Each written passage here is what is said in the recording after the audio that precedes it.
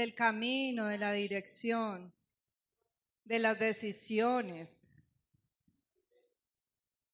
Y el Señor nos empieza a hablar el domingo de los nombres de Dios, que como no conocemos a Dios en su esencia, entonces nos cuesta acercarnos a Él, nos cuesta escucharlo, nos cuesta seguir la dirección que Él nos está marcando. ¿Qué nombres aprendimos el domingo?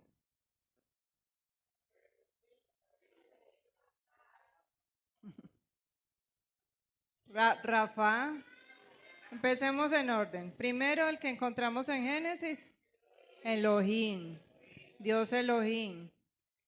Después de Elohim encontramos, no, al yo soy, al Yahvé, Yahweh, el yo soy. Después encontramos a Jireh, Jehová Jireh. Luego, Jehová Rafa, nuestro sanador. Luego nos encontramos a Jehová Nisi, que es nuestro estandarte, nuestra bandera. Y por último vimos Jehová Shalom, que es nuestra paz.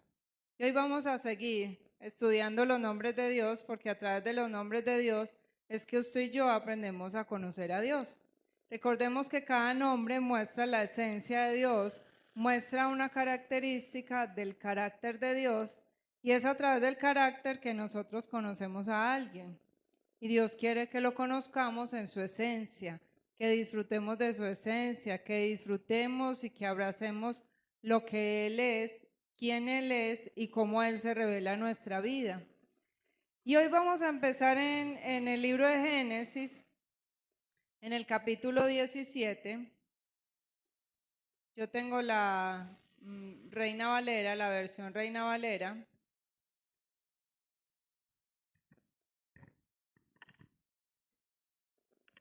Génesis 17 lo vamos a leer desde el versículo 1. Amén. Leemos la palabra del Señor en el nombre del Padre, del Hijo y con la guía de su Santo Espíritu. Era Abraham de edad de 99 años cuando le apareció Jehová y le dijo: Yo soy el Dios Todopoderoso. Anda delante de mí y sé perfecto. Y pondré mi pacto entre mí y ti, y te multiplicaré en gran manera. Entonces Abraham se postró sobre su rostro y Dios habló con él diciendo: He aquí mi pacto es contigo y serás padre de muchedumbre de gentes. Y no se llamará más tu nombre Abraham, sino que será tu nombre Abraham, porque te he puesto por padre de muchedumbre de gentes. Amén. Padre, gracias de nuevo por tu palabra, por tu presencia, por tu amor, tu bondad, tu misericordia, tu fidelidad sobre nuestra vida. Gracias por enseñarnos, hablarnos acerca de ti, por dejarnos la riqueza de tu palabra, porque sin ella estaríamos perdidos. Sin ella, Señor, nosotros no tendríamos ni rumbo ni dirección, pero tú te revelas a nuestra vida a través de ella. Hoy te rogamos que continúes hablando, que continúes enseñándonos, que continúes, Señor, quitando vendas de nuestros ojos y que continúes quitando también la dureza de nuestro corazón. Y hoy te decimos, como siempre te decimos, Padre, habla Jehová, que tus hijos necesitamos y anhelamos escucharte. En el nombre de Jesús, amén. Bueno, el Shaddai. Mira, algunos conectan la raíz hebrea, Shaddad, con fuerza arrolladora o poder absoluto. Otros la conectan con Shadu, que significa montaña, lo cual representa a Dios como una roca inamovible, como esa montaña inamovible que se levanta sobre la llanura de nuestro tiempo. Entonces, en esta porción de la palabra vemos a ¿quién? Abraham. Vemos a Abraham de Cachichen, de 99 años, esperando una promesa que Dios le había dado hacía, ¿cuántos años? Hacía como 15 años atrás. Dios le había dado una promesa a Abraham y le había dicho que le iba a dar un hijo. Y Abraham estaba espere y que espere y que espere. Y Abraham vio cómo le salían canas, le salían arrugas, ya no tenía como, no mentira, Abraham sí tenía muchos alientos. Porque después de que Sara se murió, Abraham siguió engendrando hijos, entonces no era que no tuviera alientos. Alientos sí tenía muchos cartuchos. Abraham se casó con una mujer que se llamaba Setura y con ella tuvo, no recuerdo cuántos, fueron como 5 hijos más, algo así. Pero Abraham estaba esperando con su esposa Sara y él, no, pues Sara ya bien vieja, de 90 años, no, ya qué hijos va a tener Sara. Yo como que ya perdí las esperanzas, yo ya las perdí. Pero en medio de la espera, en medio de perder la fe, las esperanzas, Dios se le aparece y le dice, Abraham, Abraham, porque no se llamaba Abraham, sino Abraham. Yo soy el Dios Todopoderoso, yo soy el Shaddai. Y cuando Dios le dice, yo soy el Shaddai, Dios le está diciendo es, yo soy tu Padre, yo soy quien te abrazo. En mí puedes confiar y en mí puedes esperar. Abraham era un hombre que humanamente ya no esperaba nada. Él creía que esa promesa que Dios le había dicho, le había hecho, ya no se podía cumplir. Pero Dios le dice, yo soy el Todopoderoso y le está reafirmando que su poder trasciende las limitaciones del hombre. Que Dios es el que puede todo, que cuando el hombre dice no, Dios dice sí.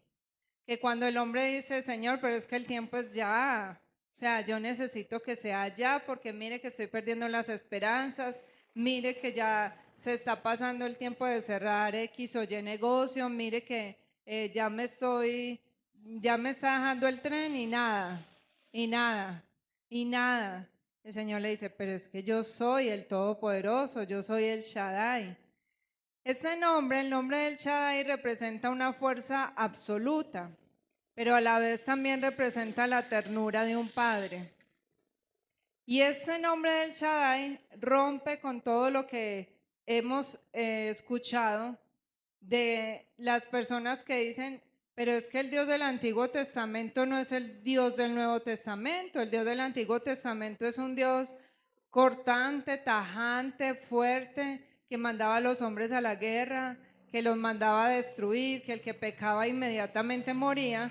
Y el Dios del Nuevo Testamento es un Dios completamente diferente, que dice perdona 70 veces 7, que le dice a la gente, a ver, ¿quién es el que está libre de pecado que tire la primera piedra? Es un Dios que viene a romper esquemas y paradigmas, pero no es que sea un Dios diferente. Es que el Dios fuerte y celoso también es el Dios de amor. El Dios justo, el Dios que tiene justicia perfecta, también es el Dios que ama y también es el Dios que perdona. Entonces el Shaddai rompe con todas esas cosas. La fe bíblica no consiste en que usted y yo creamos en lo posible. La fe bíblica consiste en que usted y yo confiemos en que aunque parece imposible, aunque todo el mundo alrededor esté gritando que no, ya, o sea, ya usted se murió, ya para usted no hay esperanza, ya no, ya ni espere eso, ya no confíe, ya, se le pasó el tiempo. Mire, la fe bíblica consiste en ir tras las huellas de ese Dios invisible, ese Dios que no podemos ver, pero ese Dios que nos ha dicho es que mis pensamientos son mejores que los suyos, es que mis caminos no son los suyos. Por eso confíen en mí de todo corazón, encomiéndenme sus caminos, que yo voy a enderezar sus veredas, que es lo que el Señor venía hablándonos el domingo. La fe consiste en creer de todo corazón, en esperar en contra de, en seguir esperando que el Shaddai, que el Todopoderoso, ese Dios que es capaz de trascender los tiempos, de trascender la desesperanza, puede hacer cosas maravillosas en nuestra vida. Amén. Cuando el médico dice, no, es que para usted ya no hay remedio, no hay solución, yo no encuentro qué es lo que usted tiene.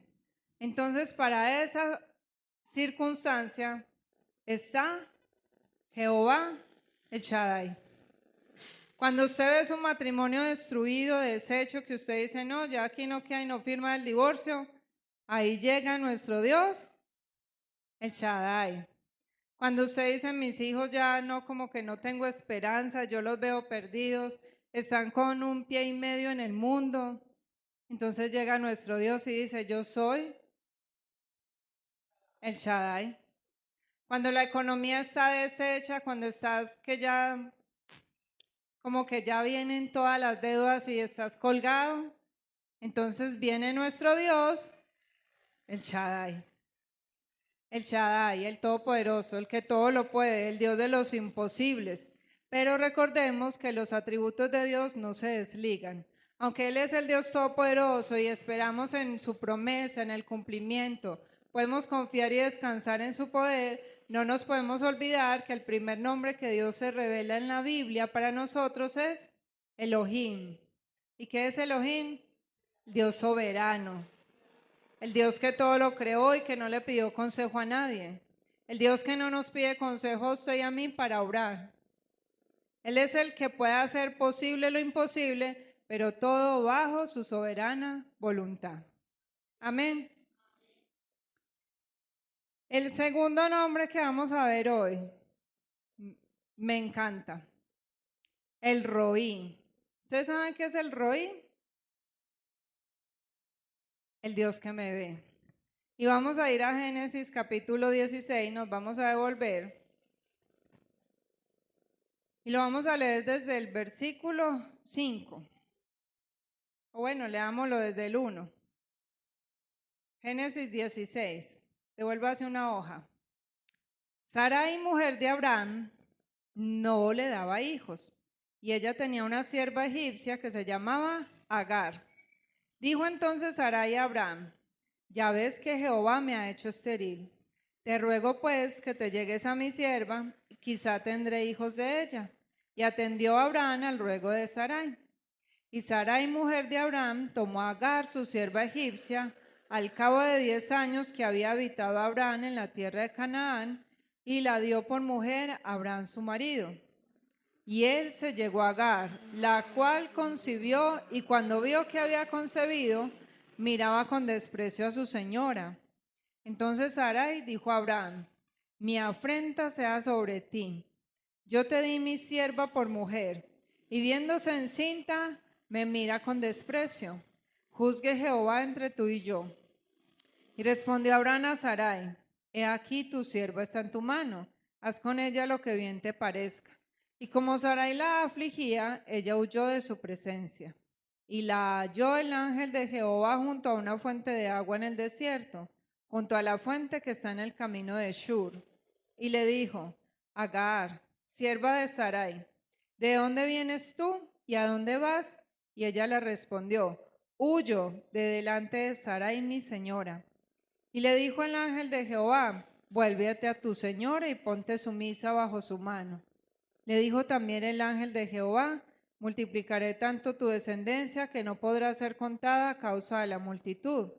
Además le dijo el ángel de Jehová: he aquí que has concebido y darás a luz un hijo y llamarás su nombre Ismael, porque Jehová ha oído tu aflicción. Y él será un hombre fiero, su mano será contra todos y la mano de todos contra él. Y delante de todos sus hermanos habitará.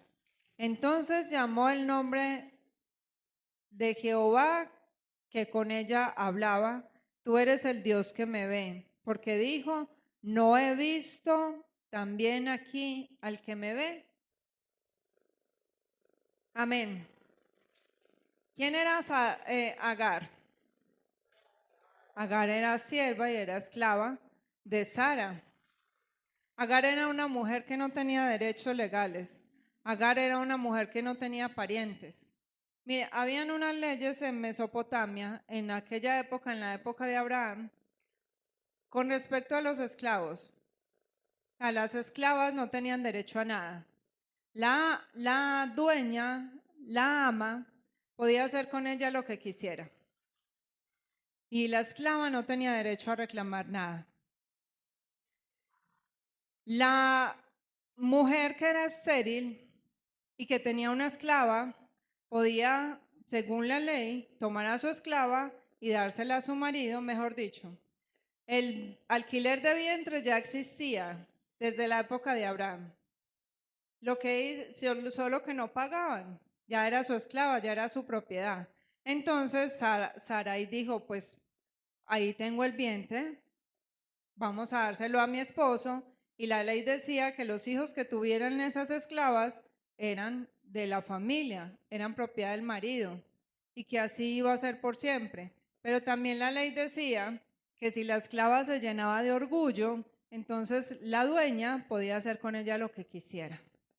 Por eso cuando Sarai fue y se quejó, Abraham no fue que se lavó las manos y se hizo el caregallina, no, él simplemente dijo, esa es suya, ahí la tiene, esa es suya, usted sabe lo que la ley dice, haga con ella lo que le plazca.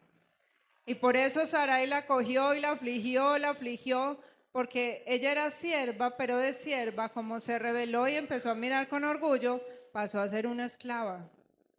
O sea que bajó de rango y al bajar de rango le tocó hacer oficio, le tocó hacer tantas cosas que la pobre mujer estaba tan afligida que mejor huyó.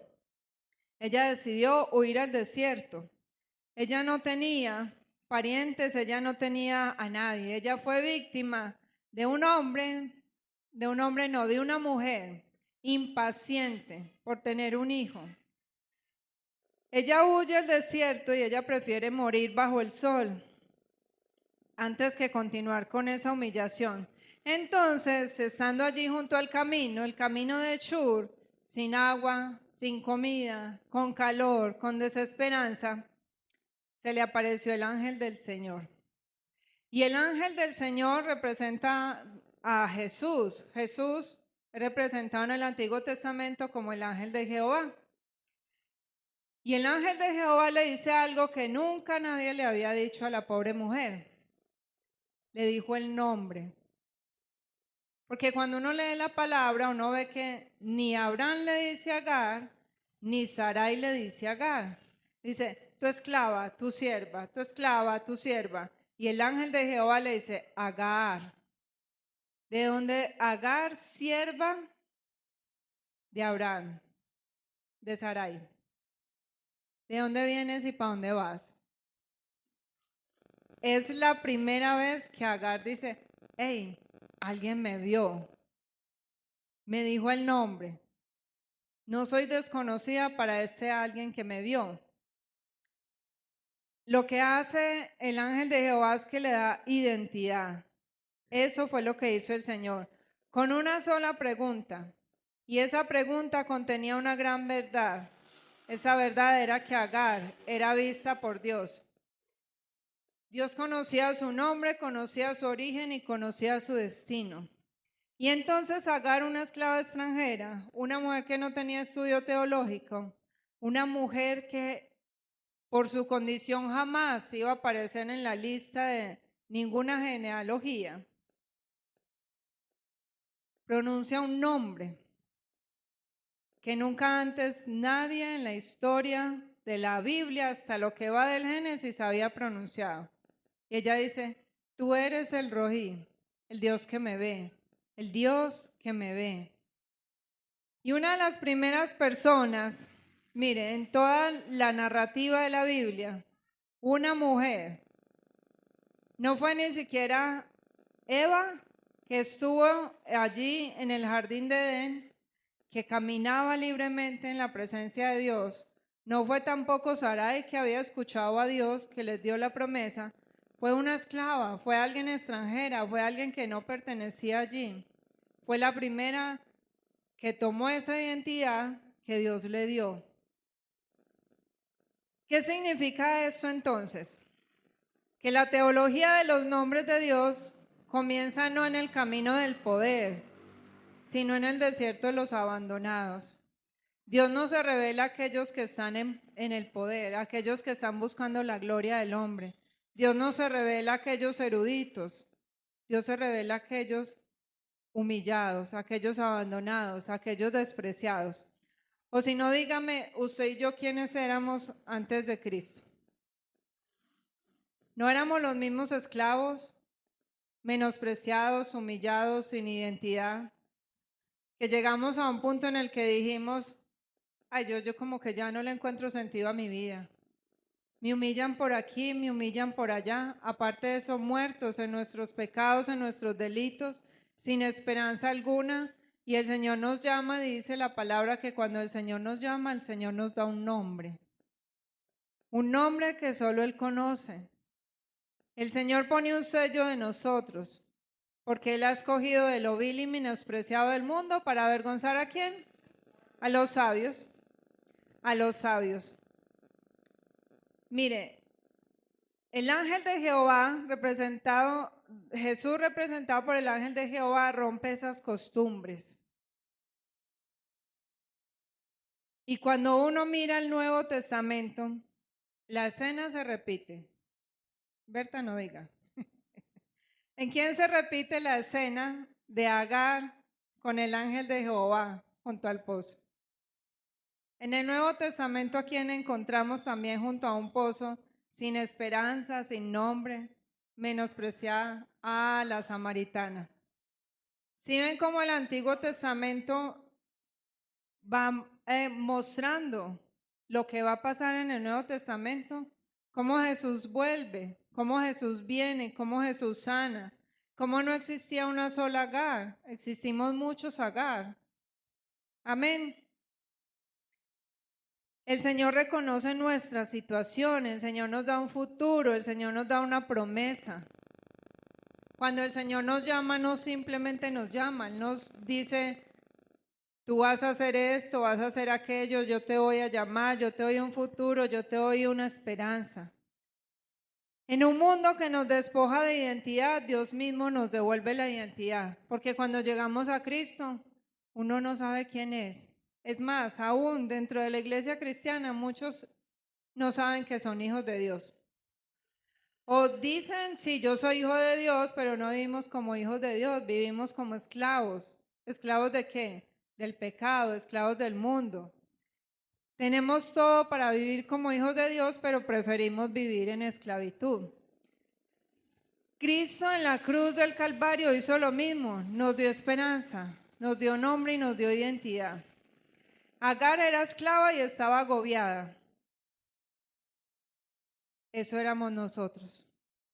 Mire, Dios se despojó a sí mismo de su gloria para darle dignidad a los que habíamos sido despojados. ¿Usted había sido despojado? No, aquí no hay nadie despojado. ¿Usted había sido despojado? Sí, ¿desde dónde? Desde Adán. Desde Adán nosotros fuimos despojados y destituidos de la gloria de Dios a causa del pecado. En Cristo nosotros somos arropados por la gracia de Dios y somos de nuevo puestos junto al Padre. Amén. Por eso dice la Escritura que nosotros estamos sentados, ¿en dónde? En lugares celestiales. Usted no está sentado ahí. Diga conmigo, yo estoy sentado en lugares celestiales. Aunque nuestro cuerpo está aquí, nuestra identidad está en lugares celestiales. Por eso el Señor dice, no hagan riquezas en el mundo, hagan riquezas celestiales, porque allá es donde usted y yo vamos a pasar la eternidad. Amén. El Roí no significa solamente que Dios me ve. En el hebreo, la raíz Ra implica más que ver con los ojos físicos. Implica observar con atención, percibir con cuidado, ver con propósito, ver para actuar. Tú eres el Dios que me ve, tú no eres el Dios que por casualidad me vio por ahí, cuando yo pasé. Tú no eres el Dios que estaba despachado y de casualidad me vio. Tú eres el Dios que me ha contemplado aún antes de que yo supiera que tú existías. Usted sabe que Dios lo estaba viendo aún desde antes de que el Espíritu Santo lo convenciera de que Cristo es real. Usted ha podido ver a Dios en todos sus caminos, en toda su vida. Usted ha podido ver a Dios desde que fue engendrado en el vientre de su madre. ¿Sí o no? ¿Se ha podido ver a Dios aún en medio de su sufrimiento, en medio del abandono, en medio del rechazo, en medio de los abusos, en medio de la pobreza en la que creció, en medio de la ausencia de un padre terrenal? ¿Se puede ver a Dios ahí? Mire, Dios nos estaba viendo aún desde antes de, y por eso usted y yo estamos aquí. Porque el Roí, el Dios que me ve, fue el Dios que me trajo a este lugar, fue el Dios que me trajo a sus pies, fue el Dios que me convenció de que Él es real y que solamente en Él hay esperanza. Amén. El Roí es el Dios que ha visto mi humillación, el Dios que me ha visto cuando estaba desesperado y cuyo ver no es pasivo, es activo. Aunque uno a veces puede decir, ay no, pero ¿y dónde está? Entonces yo ¿por qué sufro? Entonces yo ¿por qué pasé eso? Entonces yo ¿por qué pasé aquello? No. Pasamos un montón de cosas, de situaciones difíciles, de sufrimientos, porque es nuestro camino de aprendizaje para poder llegar al Señor. De todo lo que vivimos, el Señor se usa para usarnos a nosotros a favor de otro. Amén. El Roí no te mira desde lejos, Él te mira para intervenir. El Roí no trae un consuelo barato. Es ese mismo Roí que ve tu dolor, tu lucha, tu circunstancia difícil. Él te ha visto en el desierto de tu soledad, de tu angustia. Él es el que interviene para ti. Tal vez no como nosotros esperamos. Porque una vez dice, ay, sí, usted es el Dios que me ve, entonces ¿por qué no hace así, así, así? Y queremos darle dirección a Dios, pero no queremos seguir la dirección que Dios nos da. Diga conmigo, el Señor interviene, no como yo espero, pero sí como yo necesito. Amén. El Roí es el que marca el camino por el que debemos andar. El Roí es el que abre nuestros ojos para que veamos las huellas que Él ha marcado y que podamos seguir su camino. Agar volvió y se encontró con el ángel de Jehová. Años después, cuando Ismael estaba más grande, que ya Sarai dijo, ¿sabe qué, Abraham? Yo no me aguanto a esa mujer ni me aguanto a su hijo. Usted los echa o este matrimonio se acaba. Le traigo el acta de divorcio. Y Abraham le dice, ay, pero es que también es mi hijo, ¿yo qué voy a hacer con él? Y el Señor le dice, tranquilo, no te preocupes, despacha lo que yo tengo cuidado de él. Y Abraham despacha a Agar con su hijo Ismael con pan y agua. Y cuando van por el desierto se le acaba el pan, se le acaba el agua. ¿Y qué hace una mamá? Desesperada, Agar pone a su hijo por allá bajo un árbol y se hace de lejitos porque ella no lo quería ver morir. Y ella llora, pero el niño también llora en el desespero y Dios vuelve y le habla. Y no solo vuelve y le habla, sino que le abre los ojos y le dice, mira, ahí está el pozo, dale agua y tomen agua, que largo camino les espera todavía. Tomen agua y sigan. ¿Por qué? Porque el Roí es el que me da la convicción y es el que me da la fortaleza para que yo siga. Ese Dios que me ve de día y de noche, porque Él es omnisciente y Él es omnipresente, Él es el que me da la fortaleza. Porque díganme quién de ustedes no se ha levantado muchas veces diciendo, ay no, hoy no puedo, Señor. Yo hoy no puedo ni orar, hoy no quiero leer la Biblia, hoy no quiero hacer caso. Hoy, mejor dicho, estoy con una pata para allá y la otra para acá. Y ese Dios que nos ve en medio de esa crisis nos fortalece, nos alienta, nos impulsa. Amén. Y el tercer nombre que vamos a ver hoy es el nombre que cierra la historia, que pone el sello a todos los nombres de Dios, que todavía nos faltan muchos por estudiar, pero es el nombre que pone el sello y que confirma todos los nombres de Dios, que los une y los junta todos en uno. ¿Qué nombre creen que es? No, otro. ¿A dónde apuntan todos los nombres de Dios en el Antiguo Testamento? ¿A dónde? A Cristo, a Cristo. Todo el Antiguo Testamento apunta a una sola persona, a Cristo, a su obra redentora. Entonces el nombre que los junta a todos y que los sella es Yeshua. Yeshua. Yeshua significa Yahvé salva. El nombre que está sobre todo nombre, el nombre delante del cual toda rodilla se doblará. Amén.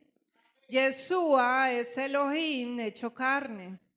Yeshua es Yahvé en sandalias. Yeshua es el Shaddai abrazando niños, sanando enfermos. Es Jehová Jireh, provisto sobre la cruz. Es Jehová Rafa, sangrando allí en la cruz para nuestra sanación y salvación. Yeshua es Jehová Nisi, levantado en el madero como estandarte de victoria. Yeshua es Jehová Shalom, durmiendo en la barca en medio de la tormenta. Yeshua es el Roy mirando a Pedro después de su negación, con la mirada que parte el corazón, pero que a su vez restaura el alma. Yeshua es el camino, es la verdad y es la vida. Y nadie llega al Padre si no es por medio de Yeshua. Amén. Entonces es hora que usted y yo nos examinemos y que dejemos que el Espíritu Santo traiga a nuestra vida la luz, porque usted y yo podemos estar orando a un Dios que no tiene nombre, a un Dios que usted y yo nos creamos y que nos creamos por todo lo que hemos escuchado, pero no porque lo hemos conocido. Es posible que usted asista a la iglesia toda la vida sin haber conocido jamás al Dios verdadero. Es posible que usted y yo podamos pronunciar verdades de la palabra porque nos las hemos aprendido, pero sin haber conocido nunca a Elohim, al Dios creador, al Dios soberano. Es posible cantar canciones que nos gustan en medio de la congregación sin haber temblado jamás ante Yahvé. Y ahorita estábamos cantando una canción. Y la canción dice, el Señor es mi rey, el Señor es mi luz, el que me hace vibrar, el que guía mis pasos, el que extiende sus brazos, el creador de los cielos. ¿Cuántas de esas verdades vivimos? Usted dice, el Señor es mi rey, mi todo. El Señor es mi rey, mi todo, si será verdad. El Señor es mi luz y mi rey. El que me hace vibrar de gozo. Y si Él me hace vibrar de gozo, ¿yo porque vivo afligido, vivo deprimido? Porque vivo queriendo cortarle la cabeza a un gusanito y chupármelo. ¿Por qué si el Señor es mi luz y mi guía, yo no sé qué camino tomar? Ven, podemos cantar, podemos pronunciar verdades sin entender ni pío pío de lo que estamos diciendo.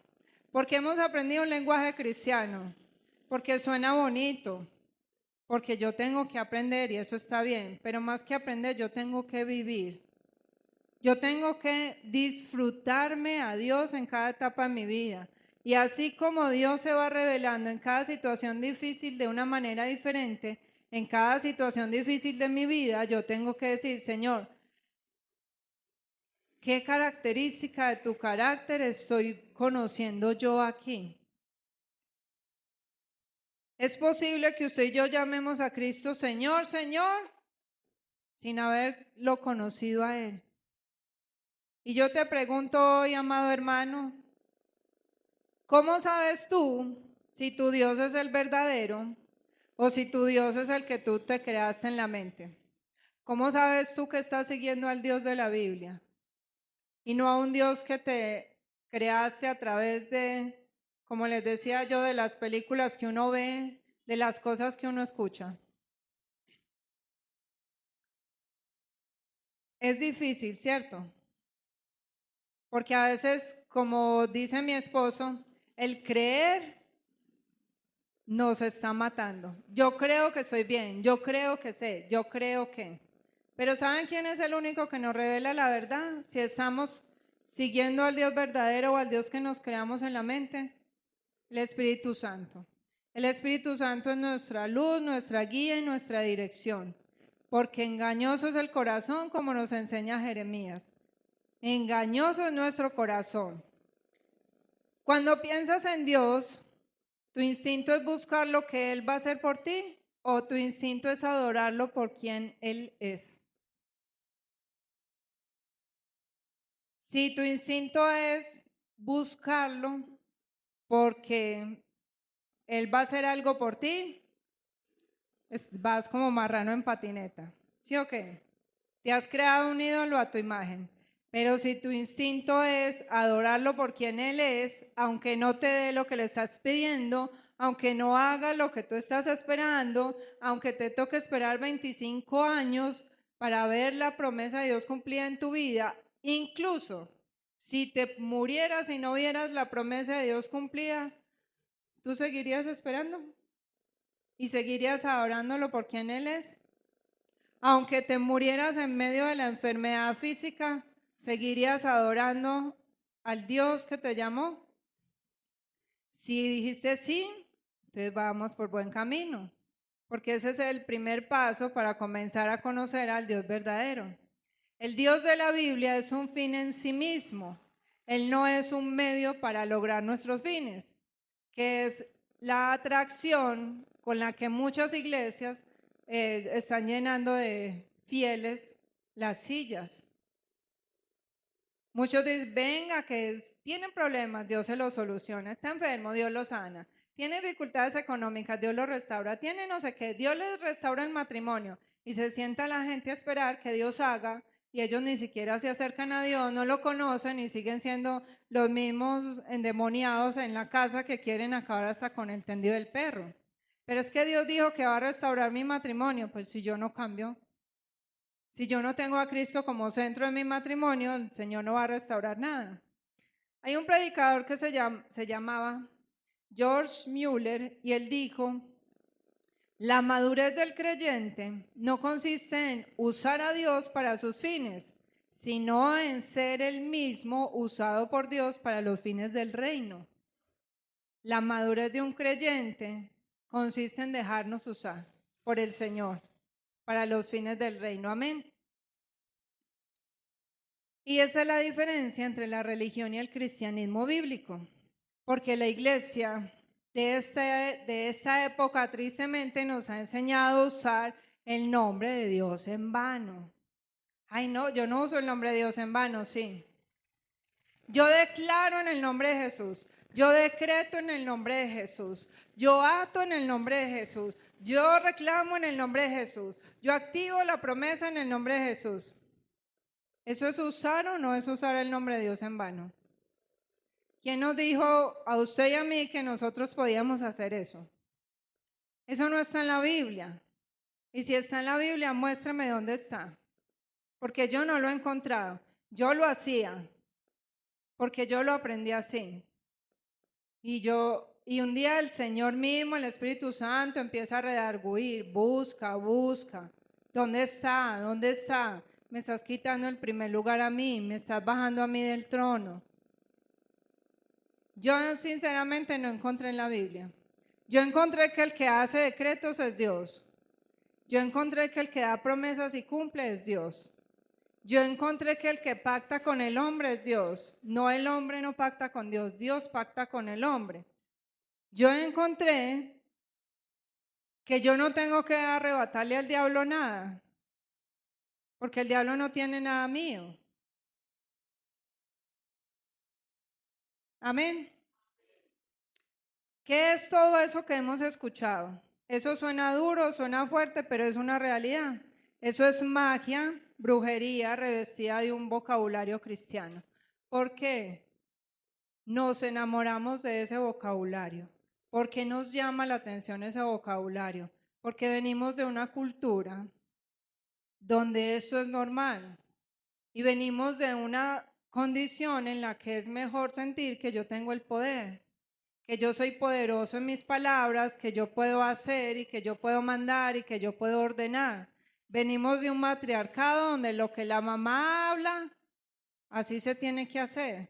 Y eso lo aprendimos en la iglesia cristiana muy disfrazado. Es más fácil creer en lo que yo puedo hablar, en lo que yo puedo decir, que esperar en el Dios de la Biblia. Es más fácil creer que yo tengo el control de todo que esperar en la soberanía de Dios. Así es que el nombre de Dios, como ya se los decía, es la revelación del carácter. El nombre de Dios es frente al cual usted y yo nos tenemos que postrar, y no solo físicamente. ¿Qué le pasó a Moisés cuando se vio frente a la zarza ardiente? El Señor le dijo: quítate las sandalias, porque el lugar que pisas, tierra santa es. ¿Cuándo fue la última vez que usted se quitó las sandalias delante del Señor? Antes de orar. Diga: ay, no, ay, me tengo que ir descalzo a orar. Me van a dar las medias rotas, se me va a salir la pecueca. No. Las sandalias espirituales. ¿Cuáles? Lo que traemos aprendido, lo que damos por hecho y por sentado, lo que creemos que nosotros podemos, el pecado, el pasado, la desconfianza. ¿Cuándo fue la última vez que llegamos delante del Señor a orar y le dijimos: Señor, yo dependo de ti? ¿Cuándo fue la última vez que le dijimos: Señor, yo no sé orar, pero tu palabra dice que tú me enseñas, que tu Santo Espíritu me enseña? Yo no sé orar como conviene, aquí vengo. No quiero traer listas, no quiero traer nada aprendido. Enséñame, llévame. Me quito las sandalias de lo que he aprendido, de lo que sé que no sirve. ¿Cuándo fue la última vez que entraste a la presencia de Dios con temblor en lugar de una lista de peticiones? ¿Cuándo fue la última vez que entraste a orar solamente a deleitarte en el Señor? A adorarlo, a decirle: sé que tú eres el Dios que me ve, el principio y el final, tú eres el soberano, el todopoderoso, el Dios que me sana, el Dios que me salva, el Dios que me provee, el Dios que me conoce al derecho y al revés, el Dios de justicia, el Dios que me da la victoria, el Dios que murió en la cruz por mí. ¿Cuándo fue la última vez que en vez de una lista de peticiones llevaste una lista de gratitud a través de todo lo que el Señor ha hecho en tu vida? ¿Alguna vez has ido a orar sin pedirle nada al Señor? Recuerden que esta palabra nos va preparando para el domingo, para que el domingo haya cambiado algo en nuestra vida al venir a orar, porque es la exhortación a la oración a la que el Señor nos está llamando. ¿Cuándo fue la última vez que pronunciaste el nombre de Yahvé o de Cristo con la convicción plena de que estás invocando al soberano que con una sola palabra formó todas las galaxias? ¿O lo pronunciamos por pronunciarlo? Ninguna oración bíblica nace de un corazón natural, porque el Señor lo dice: ustedes no saben orar. Es el Espíritu Santo es el Espíritu Santo quien pone en el creyente tanto el querer como el clamar. Así es que desde ya vaya pidiéndole al Espíritu Santo: enséñame a clamar. Clamar es rogar desde el alma, clamar no es rogar desde la boca, clamar es rogar desde el dolor del alma, del corazón. ¿Dónde queda el corazón? Aquí. Cuando uno está angustiado, ¿qué le duele? Aquí. Es que no. Yo cuando estoy angustiada, se me empiezan a mover las tripas. Cuando estoy angustiada me empieza a dar un soponcio. Cuando uno está angustiado hasta se le sube la presión o se le baja. Que el Espíritu Santo nos enseña a clamar. Amén.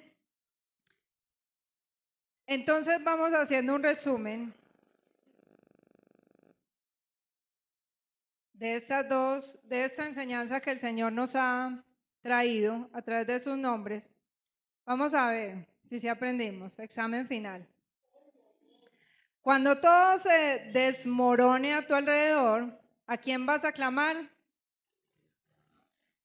A Elohim.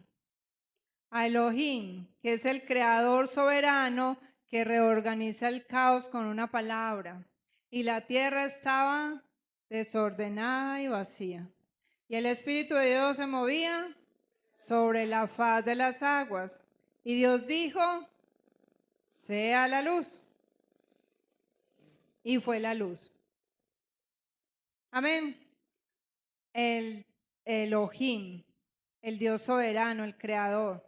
Cuando usted se vea todo desbaratado, todo desmoronado, Señor, tú eres Elohim, el que con una palabra ordena todo. Cuando estés frente a lo imposible, ¿a quién vas a clamar? Al Shaddai, al Dios poderoso, al Dios de lo imposible, aquel Dios para quien nada es imposible. Cuando estés agotado de luchar, ¿a quién vas a clamar? A Jehová Nissi, al que es nuestro estandarte, el que nos da la victoria, el que nos dice es que no depende de cuántas fuerzas tengas tú. Depende de él, de Jehová Nissi. Cuando necesites provisión, ¿a quién vas a clamar? Al Jireh, aquel que tiene la provisión, que tiene el carnero engarzado de los cuernos en el zarzal, aún desde antes de la fundación del mundo. Aquel Dios que es providencia. Cuando estés enfermo del cuerpo o del alma, ¿a quién vas a buscar? A Jehová Rafa, nuestro sanador. Cuando usted esté muy amargado, muy enojado, muy lleno de, uy, ¿a quién va a clamar? A Jehová Rafa, al que convierte nuestra amargura en dulzura. Recuerde que Jehová Rafa es el que sana y él fue el que le dijo a Moisés, mete el árbol en el agua amarga y convirtió la amargura en dulzura. Cuando usted se sienta amargado o amargado, Señor, tú eres mi Rafa, sana la amargura que hay en mi corazón, la amargura que hay en mi alma. Cuando tú estés sin paz, ¿en quién vas a descansar? En Jehová Shalom, que está contigo en el lagar, en medio de la persecución, en medio de la tormenta. En aquel que duerme en medio de la tormenta, los discípulos desesperados que nos vamos a ahogar y Jesús allá como yo, le cayó la casa encima y no dio cuenta. Lo tuvieron que despertar. La paz y la confianza de nuestro Jehová Shalom. Cuando te sientas invisible y sin identidad, ¿a quién vas a clamar? Al Roí, al Dios que me ve, al Dios que ya me vio y me vio desde antes de la fundación del mundo, al Dios que me formó en el vientre de mi madre, al Dios que me vio cuando nadie más me veía, al Dios que me sacó de la esclavitud, al Dios que me sacó del anonimato, al Dios que me ha dado nombre. Y recuerda que el nombre de Cristo lo reúne a todos, que Él es el mismo, el que va marcando nuestro camino, Él es el mismo que nos llama a confiar en Él con todo nuestro corazón, que nos invita a reconocerlo en todos nuestros caminos, porque Él mismo va a enderezarlos.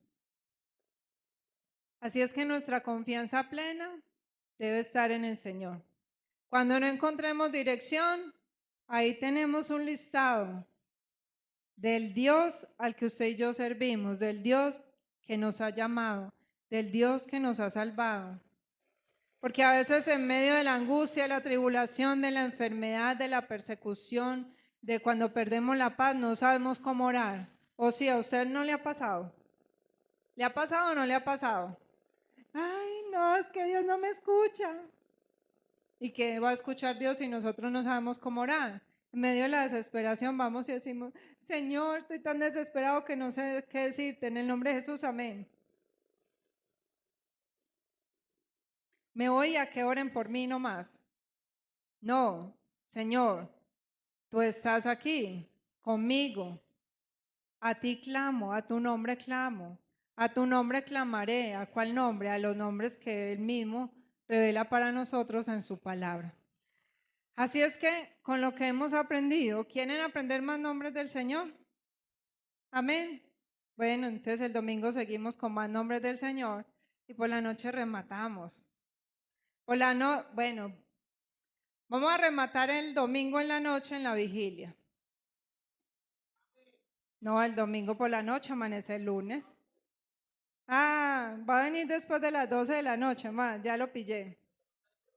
Se remata con el lunes. Traiga escrito traiga escrito los nombres que el Señor le ha enseñado, para que con esos nombres oremos, para que con esos nombres clamemos, para que cambiemos nuestro modo de orar, para que no nos digan, oren, y al minuto ya no sabemos qué decir. A los 2 minutos se nos acabaron las palabras. Entonces, con todo lo que el Señor nos va enseñando, vamos a empezar a practicar. Amén. Bueno, lo invito a que oremos en esta noche para que le demos gracias al Señor por la manera en la que Él se va revelando a nuestra vida, en la que Él nos va direccionando. Abba, tú eres nuestro Padre, tú eres ese Dios perfecto, tú eres ese Dios completo. Perfecto, Señor, en todos tus caminos, en todas tus obras, en todos tus hechos.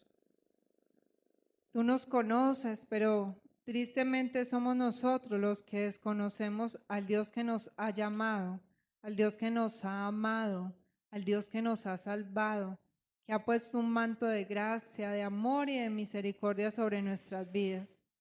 Hoy, Señor, reconocemos que muchas veces hemos usado tu nombre en vano. Reconocemos y te pedimos perdón porque nos hemos querido poner en tu lugar. Hemos querido tomar tu lugar, Señor, y te hemos quitado la gloria tantas veces, tantas, Señor, que muchas de ellas no nos hemos dado cuenta.